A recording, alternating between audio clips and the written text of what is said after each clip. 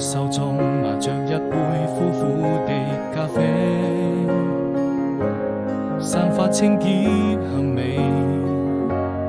我的心還在期待着誰，想問這個世界哪裏是最美？是否愛情都會讓人沉醉？